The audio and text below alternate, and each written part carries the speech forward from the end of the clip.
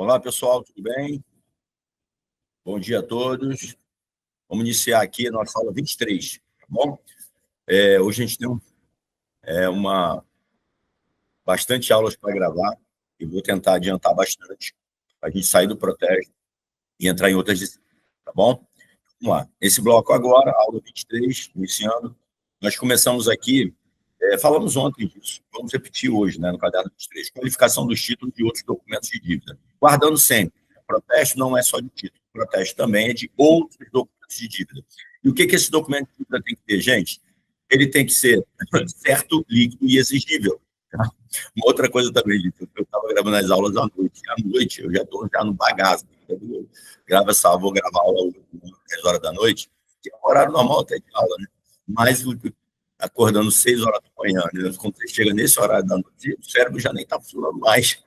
Então, assim, eu vi algumas aulas minhas e eu mesmo falei, nossa, vou ter que regravar essas aulas, porque você está ali, dificuldade até de raciocinar, porque o raciocínio já está lento, né? Já está pedindo para descansar. O Tico e o Teco já não estão dialogando muito bem, entendeu? E aqui a gente precisa de diálogo. Tá? Então, vamos lá. E agora eu vou acabar essas aulas todas na parte da manhã, para que eu esteja mais descansado e eu consiga produzir, dar o melhor para vocês, tá bom? Vamos lá, então. Gente, como eu falei anteriormente, a qualificação dos títulos e outros documentos de dívida, sempre você vai entender que o protesto não protesta só títulos. E dentro de títulos ainda tem 3 categorias diferentes. É a categoria de título de crédito, título executivo judicial e título executivo extrajudicial. Então, quando você fala em título, você ainda pode subdividir em 3.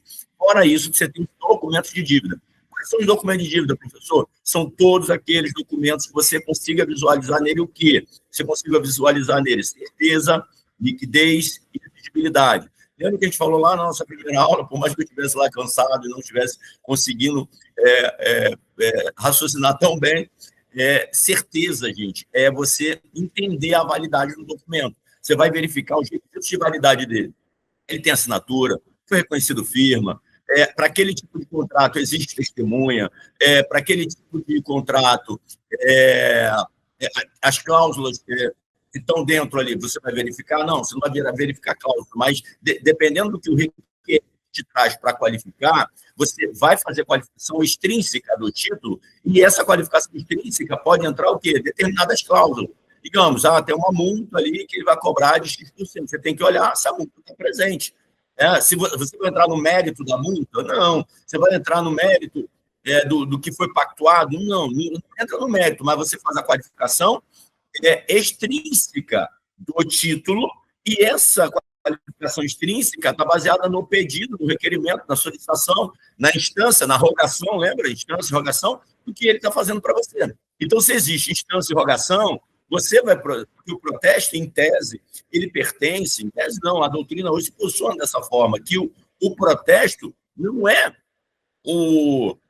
do tabelião. O tabelião pratica o ato, mas há requerimento da parte. Então, o protesto em si pertence ao credor.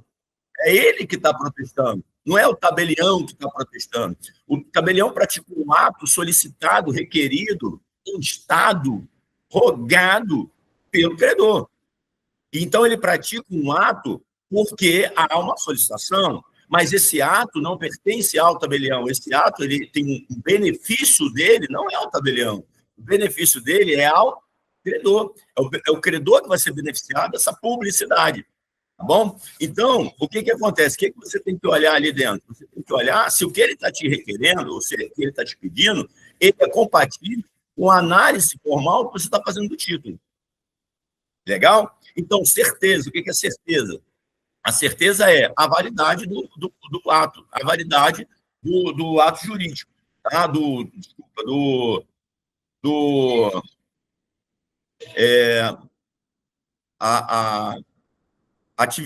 Desculpa, chegou aqui é que aí agora na parte da manhã, a gente tem muita demanda aqui no cartório, eu parei para gravar essa aula rapidinho, aí chega a demanda que a gente tem que tentar entender o que é. Porque tem uma pessoa ali já para atender, assim que acabar essa aula, eu já vou atender ali uma pessoa. Então, percebam, gente, só para vocês entenderem que quando você faz análise do documento de dívida, você busca esses 3 requisitos. E um desses requisitos, que é a certeza é validade. Aquilo que o credor está te solicitando, o apresentante está solicitando, é válido? Tem validade nisso? Tá? Ou ele está te solicitando algo que não tem validade? Se não tiver validade, você efetivamente não vai, você vai negar e vai devolver pelo motivo de violação, talvez, da legalidade. Tá? Beleza? Então, percebam, certeza documento é válido? Está faltando assinatura. Para aquele documento, você precisa de uma assinatura com reconhecimento de firma. Então, para a validade daquele tipo de documento que ele está te trazendo, quais são os requisitos legais? Você vai olhar isso. Se tem, ok, é igual você faz a análise do título de crédito. Para a validade do título de crédito que precisa, imagina um cheque sem assinatura. Tá? Um cheque ali com o nome da pessoa não tem assinatura. Ou seja, a formalidade ela não foi preenchida. Então, há uma invalidade pela própria formalidade do título. Ok? Tranquilo? Beleza. Então, continuando caminhando. Certeza. Liquidez. Gente, o valor está estipulado no documento de dívida? Se tem valor, ok. O valor está em dólar, professor. Tá bom, mas existe a tradução juramentada desse título? Existe. Então, pode, porque título estrangeiro pode ingressar no protesto desde que haja tradução juramentada. Legal? Mas o título está dizendo que é tantas sacas de soja. Ou seja, Tício tem que entregar tantas sacas de soja para fulano. Já venceu? Já. O título é certo? É. Mas ele é líquido? Não, não tem liquidez. Por quê? A liquidez é o valor monetário, é o valor financeiro dele. Então, teria que estar ali. 10 sacas de soja. E caso as 10 sacas de soja não fossem entregues, ele tem que pagar 100 mil reais. Ok? Aí você vai protestar os 100 mil reais. O protesto do título é no valor de 100 mil reais, valor a protestar. Ok. Beleza? Então, percebam, gente, esses requisitos têm que ser preenchidos. Certeza, liquidez, certeza, liquidez e exigibilidade. Exigibilidade. Vencimento. Está vencido? Eu já posso exigir, eu posso coagir indiretamente ao devedor, eu posso pressionar o devedor, eu posso executar o devedor. Se eu posso protestar, porque exigibilidade, eu posso exigir aquele pagamento? Posso. Então, percebam, enquanto um contrato, se o contrato tem lá, esse título deverá ser pago em 10 parcelas de 100 reais nas datas tais. Ela não pagou a primeira, não pagou a segunda. Ele te traz esse contrato. Perceba que esse contrato, ele é um contrato, a gente vai depois falar em contrato de direito civil, esse contrato ele é de exigibilidade contínua. Há uma exigibilidade que vai se renovando nele. Então, é um tipo de prestação contínua, é igual o contrato de aluguel. O contrato de aluguel, esse, inclusive, é a exceção de um título que pode ser protestado mais de uma vez. Porque, em tese, gente, um título só pode ser protestado uma única vez. Com exceção, professor, se ele for de prestação contínua, título de prestação contínua, de adimplemento contínuo. Então, por exemplo, tem 10 parcelas, a primeira vence com 30, a outra com 60, a outra com 90. Venceu 2, ele te traz esse contrato. Você vai olhar o contrato, vai olhar, não, mas peraí, não venceram todas as parcelas. Você não pode protestar esse contrato. Imagina uma história assim da FGV falando isso, que um credor fez um contrato de prestação contínua e tal, e baseado no princípio de que para um título existe apenas um protesto, você não pode protestar um título mais de uma vez, é apenas uma vez, e ele, então, foi até o cartório, levou esse contrato com X parcela, conta lá a historinha, e fala que tem 2 vencidas, e que o tabelião de protesto recusou-se a protestar aquele título, porque o título não estava vencido, o contrato era de 1 ano, esse contrato não tinha terminado, então o contrato não estava vencido, e só tinha 2 parcelas vencidas ali, mas que ele teria que cobrar de outra forma, e não através do protesto. Por quê? Porque o título não pode ser protestado, porque as prestações não estão todas vencidas. Isso poderia criar uma confusão na sua cabeça. Pode sim. As parcelas são individuais e elas podem ser cobradas de forma autônoma, sem dúvida, porque cada parcela daquela, gente, ela tem o quê? A cada parcela é uma obrigação. O que houve ali foi a cindibilidade, a gente vai falar também disso lá em escrituras públicas e tudo mais, esse termo você pode utilizar aqui, pode utilizar no tabelionato de notas, pode utilizar no registro de imóveis. O que há ali é uma cindibilidade de uma obrigação maior em obrigações menores. Então, você tem o quê? A primeira parcela que tem uma vida própria. Essa primeira parcela, ela tem valor próprio, ela tem a validade dela é o próprio contrato, a certeza dela é o próprio contrato, a liquidez dela é o valor dela, dessa parcela, é o valor dela, que é diferente do valor total do contrato, e a exigibilidade dela é o vencimento dela. Então, ela tem uma vida própria, essa parcela. Ela tem uma vida própria, perceberam? Estou usando aqui alguns termos para ficar bem claro para você entenda, porque muitas vezes a gente tem uma dificuldade, né, de conseguir entender essas coisas. Então, essa parcela ela tem uma autonomia de protestabilidade.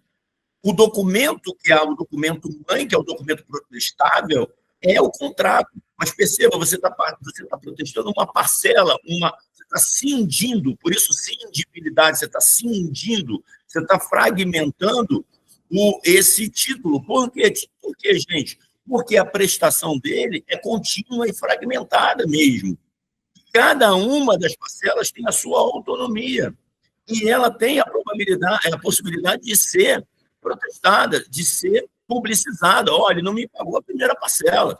Olha, ele não me pagou a segunda parcela. Porque, gente, o que é o protesto? O protesto é uma publicidade de uma obrigação não cumprida. É o inadimplemento. E você vai levar esse inadimplemento, exteriorizar ele. Para que você vai exteriorizar? Qual a função social dessa exteriorização? Proteger os credores do mercado. É isso que você vai fazer. Tá? O credor está pedindo o protesto do título para criar o quê? Uma publicidade do mercado, informando que aquela pessoa ela não adimpliu algumas parcelas. Ela está inadimplindo algum título. E esse título que está sendo inadimplido de alguma forma, é uma exteriorização de um comprometimento financeiro da pessoa no mercado. Isso para quê? Alertar outras pessoas para que não dê crédito a ela. Perceberam? Não dê crédito. Porque isso é uma função social muito relevante, para você não deixar uma pessoa dar um golpe no mercado, porque ela está devendo a um, daqui a pouco outro, daqui a pouco outro. Então, o protesto ele tem essa função social muito forte de publicizar, de tirar do campo relacional, obrigacional, relacional, um inadimplemento e levar ele para um conhecimento erga omnes. Qualquer um hoje, antes de fazer negócio. E aí, gente, é interessante aqui, as pessoas não fazem isso. Não fazem. A doutrina faz muito pouco isso, os operadores do direito também fazem muito pouco isso, que é conectar todos os princípios registrais do registro de imóveis e de outros registros mais com o protesto. O protesto, gente, é tabelião de protesto. Só que o tabelião, ele lavra e ele publiciza. Ele também, da mesma forma como acontece nas outras especialidades, ele gera uma publicidade. E essa publicidade é erga omnes. Ou seja, perceba, ninguém pode alegar amanhã desconhecimento de que um credor já tinha aí o nome no mercado publicizado, se essas informações foram levadas ao protesto. Amanhã você não pode alegar, por exemplo, eu fiz negócio com ele, mas eu não sabia que ele era um mau pagador. Imagina se você vai analisar, por exemplo, dentro das grandes empresas, antes de fazer um negócio qualquer, que o proposto da empresa, funcionário, ele tem a obrigação de fazer as consultas mercadológicas em relação a um banco. Para e analisa a função social do protesto e a complexidade envolvendo isso. Para e analisa, digamos, um gerente de um banco que dá um empréstimo de 200, 300 mil para uma pessoa, sendo que essas informações que essa pessoa já tinha na publicidade passiva do protesto. Lembra que era uma publicidade qualificada? Todo o sistema notarial registral, gente, a publicidade ela é qualificada, não é igual à publicidade da administração pública. A administração pública tem um tipo de publicidade. O princípio, os princípios. A publicidade É um princípio constitucional? É um princípio administrativo? É um princípio tributário? É um princípio notarial registral? Só que, na atividade notarial registral, a publicidade, ela é qualificada. E o que é qualificada, gente? Qualificada ela sofre mitigação, ela é passiva, ela não é ativa, igual a da administração. A administração pratica ato, publica, pratica ato, publica, pratica ato, publica. O tabelião de protesto, ele pratica o ato, não publica, mas esses atos estão disponíveis em acervo público para qualquer um ter acesso. Inclusive, no tabelionato de protesto, você tem acesso de forma gratuita, através da Semprote. A central de protesto, você vai lá, coloca um CPF, se você quiser fazer o teste aí agora, você pode ir lá na Semprote, Central Nacional de Protesto, se cadastrar e fazer a consulta. Não é do teu CPF, não é do teu CNPJ, é de qualquer CPF, qualquer CNPJ. Você vai saber se ele tem protesto em qualquer base pública, em qualquer tabelionato de protesto, qualquer base pública de protesto no Brasil. Então, o cara a pessoa tem ela tem um protesto vinculado a ela lá no Rio Grande do Sul, vai aparecer. Se ela tem um protesto, um título protestado, vinculado ao CPF dela lá no Ceará, vai aparecer. Lá em Brasília, aqui em Rondônia, vai aparecer. Então, perceba, isso é a publicidade. Então, ninguém pode alegar desconhecimento. Ninguém pode alegar boa-fé. Aí, esse gerente prestou lá R$300 mil, sendo que já havia essa informação na base de dados. Gente, não tenha dúvida. O banco, numa investigação, numa análise mais apurada dessa liberação de crédito, pode responsabilizar esse gerente. Por quê? Ele deixou de utilizar uma base pública. Ele não pode alegar boa-fé, e aí, cara, ele pode alegar boa-fé, eu não sabia. Ele não pode alegar isso dentro do procedimento administrativo interno do banco, até mesmo com a demissão de justa causa, para tentar entender por que ele fez aquela liberação. Perceba que isso aí, são ferramentas que hoje podem ser utilizadas para a segurança jurídica. O que é segurança jurídica? Em todos os termos do gerente lá do banco. Ou seja, se há um procedimento interno no banco de que ele é obrigado a consultar as bases do protesto, por exemplo, ele teria se há uma necessidade dele consultar e certificar isso em algum documento antes de liberar o protesto. Perceba, o próprio banco está usando uma ferramenta da atividade notarial registral para criar o quê? Um controle de liberação de recursos. Porque você não vai liberar para quem já está devendo no mercado, para quem está com dívidas no mercado, para quem já está demonstrando que está com uma instabilidade financeira. Mas perceba, tem que entender esse sistema para poder utilizar. Legal? Então, perceba, gente, é isso. Protesto, eu falo com tanta empolgação porque eu gosto do protesto. Né? Por isso que eu quero dar essas aulas de manhã, não à noite, porque eu estou cansado, já não estou refletindo mais direito. E a gente não consegue fazer essas conexões neurais, né? Ou neuronais, né? Não consegue fazer tão bem. Vamos lá.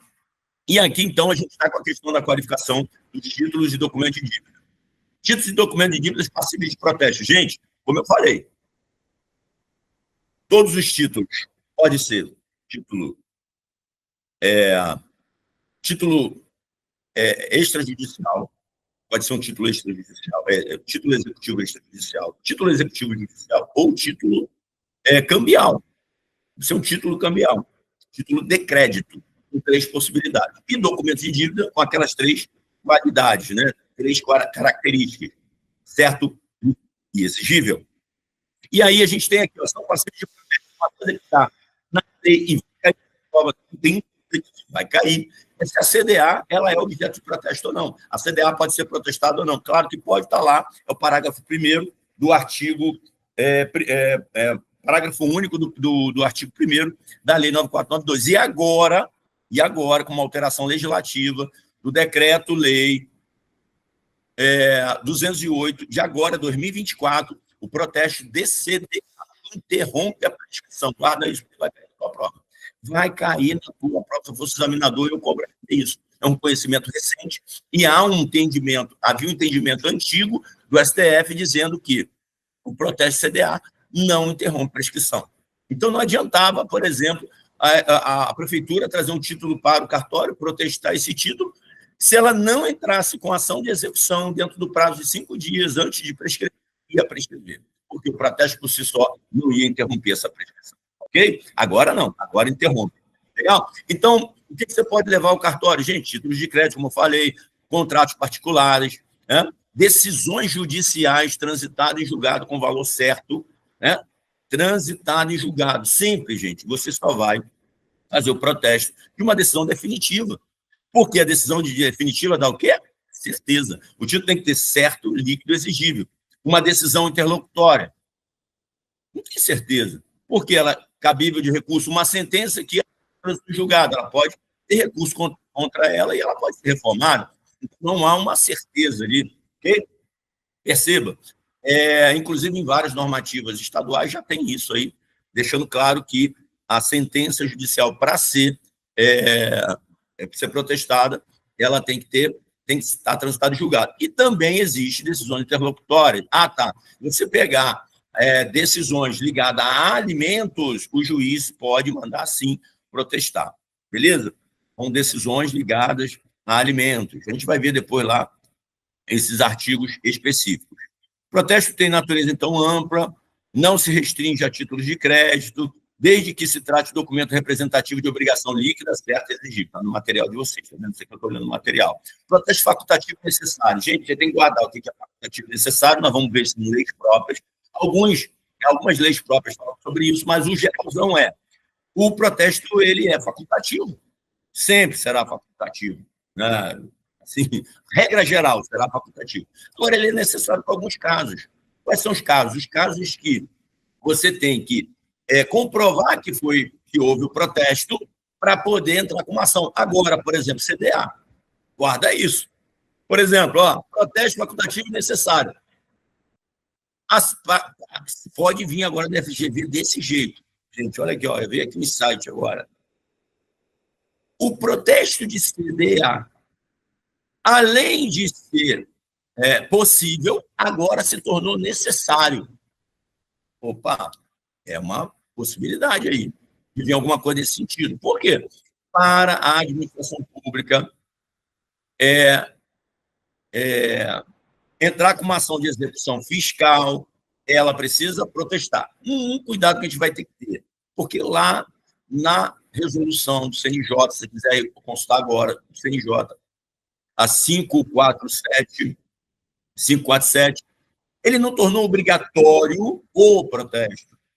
Não tornou obrigatório, é necessário o protesto para ação de execução, porque existem outras possibilidades, mas o protesto é uma delas, percebeu? É uma delas. Então, não vamos guardar que ele é obrigatório, porque ele é necessário, mas entre as opções que estão lá, o protesto é a melhor ferramenta.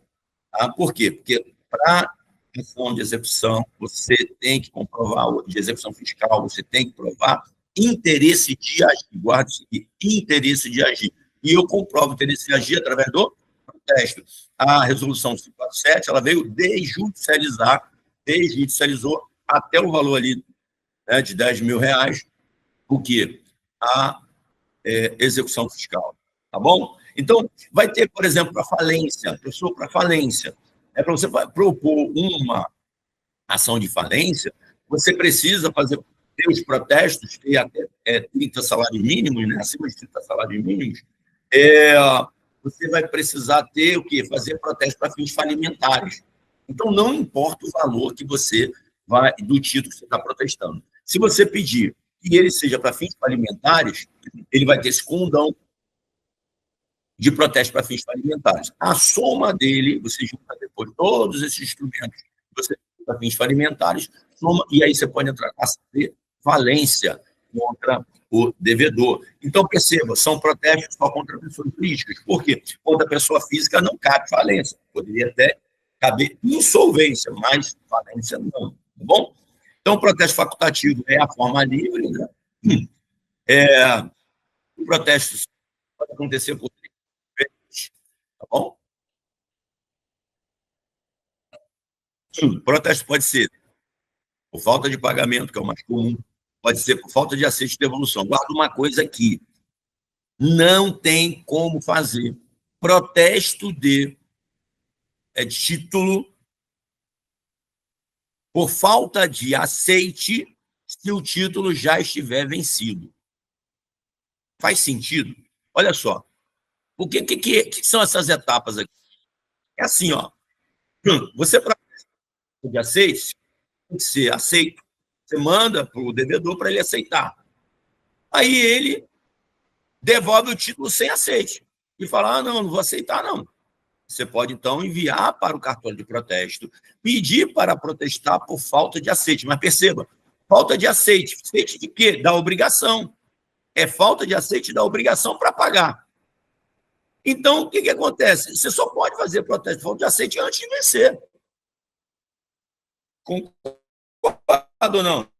Porque é uma obrigação futura. Você está pedindo o devedor para que ele assine o aceite de uma obrigação que surgiu agora, de uma obrigação que foi pactuada agora, mas com a prestação futura, tá? A prestação é futura. E você está pedindo para ele aceitar, reconhecer aquela dívida num título de crédito. Ele não assinou e não aceitou. O que você pode fazer? Protestar por falta de aceite. Mas perceba, porque não está vencido ainda. Agora, você esperou passar, voltou, né, o aceite. Ou então, digamos, vamos pegar já a ordem ali. Ele mandou o título de volta sem aceite. Aí você fala, pô, mas porque não quero, não vou aceitar, não vou assinar. Você pode protestar por falta de aceite. Ok. Pode acontecer pior ainda. O devedor sequer devolve o título. Você manda para ele, ele não devolve. Ele não devolveu. A publicidade aqui do protesto, ó. Ó, a xicarazinha aqui, ó. Protesto. Cartório de protesto aí. Pior ainda, ele não devolve o título. Se ele não devolve o título, o que você vai fazer? Vai buscar o tabelião de protesto e vai falar assim, ó, eu vim aqui protestar porque o devedor não devolveu o título. Protesto por falta de devolução. Tá vendo como é que é lógico o negócio? Só que tudo isso é antes de vencer. Porque depois que vence esse título, não faz mais sentido você ir ao cartório e pedir para protestar por falta de aceite com o título vencido. Você já vai logo para a última etapa. Concorda ou não? Eu já vou para a cobrança. Que agora eu não quero mais que ele aceite, agora eu não quero mais que ele devolva, agora eu quero que ele pague. Gente, tem gente que confunde demais isso aqui só porque não tem essa lógica. Só porque não consegue desenhar essa lógica na mente. Aí fica protesto, eu tenho que decorar aqui.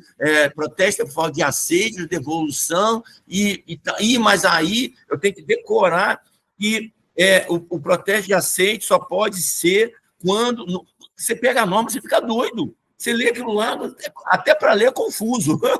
Mas é tão lógico, tão simples. É tão simples. Eu só posso protestar por falta de aceite se não tivesse. Então, a própria norma já fala assim, ô credor, preste atenção, você está me pedindo para eu protestar por falta de aceite, sendo que o título já está vencido. Se liga, mané. Você já tem que protestar por falta de pagamento, porque eu já vou intimar o cara para pagar. Eu não vou intimar ele para ele aceitar. Eu já vou falar assim, ó, paga aí, eu te dou 3 dias para pagar. Se você não pagar esse título, vai ser protestado, teu nome vai ser vinculado a ele, teu CPF vai ser vinculado a ele. Se ligou? É simples assim. A própria norma já fala, nossa, a gente tem que ajudar esses credores, porque senão o cara vai ficar lá mandando título. Então, a própria norma proíbe. Não tem sentido você mandar protestar por falta de aceite se o título já venceu. Concorda que é lógico isso? Só que aí está lá desenhado na norma e tem gente que erra isso na prova. Por quê? Não entendeu a lógica do negócio. Guarda isso, você nunca mais vai esquecer isso aqui, eu tenho certeza. Você nunca mais esquece esse negócio e cai em prova, tá? Geralmente ele aí bota aqueles títulos mais complexos, né? Que é letra de câmbio e tal, que não pode. Aí conta uma historinha lá, e você vai ter que olhar nas opções. E você vai achar uma opção simples assim, enquanto após o vencimento do título, não pode fazer protesto por aceite. Falta de aceite ou falta de devolução, claro que não. Né? Você vai direto no que interessa, ok? Tranquilo.